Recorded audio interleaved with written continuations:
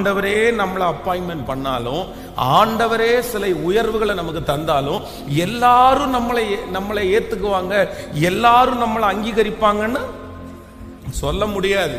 உங்களுடைய வேலை ஸ்தலத்திலே இருக்கிற 50 பேர் வேலை பார்க்கறாங்கன்னா 50 பேரும் உங்களை அதிகாரியா ஏத்துக்க முடியாது. மேனேஜர் கொடுக்கிற பொறுப்புல 50 பேரும் கைத்தட்டி உங்களுக்கு சந்தோஷப்படுத்த முடியாது. அங்கேயே ஏற்றுக்கொள்ளாத 2 பேர் கண்டிப்பா இருப்பாங்க, அங்கேயே ஏற்றுக்கொள்ள முடியாத 10 பேர் இருப்பாங்க. ஆனா ஆண்டவருடைய பிள்ளைகள் அதெல்லாம் பார்த்து சோர்ந்து போகாம, என்னை இந்த இடத்துல வச்சவர் கர்த்தர், என்னை கொண்டு வந்தவர் கர்த்தர், நான் செய்கிறது அவருடைய கிருபையினாலேயே செய்கிறேன், அவரை மட்டும் முன்பாக நீங்கள் வைப்பீர்களே ஆனால் அவர் கொடுத்திருக்கிற அந்த பொறுப்பிலே கர்த்தர் உங்களை பல மடங்கு, நான் நம்புகிறேன் இந்த மாதம் ஆண்டவர் அப்படித்தான் உங்களுக்கு செய்ய போகிறார். 153 பெரிய மீன்கள் இருந்தாலும் வலை கிழிந்து போகவில்லை. சொல்லுங்கள் பார்க்கலாம், அபிஷேகத்தினுடைய வல்லமை உங்கள்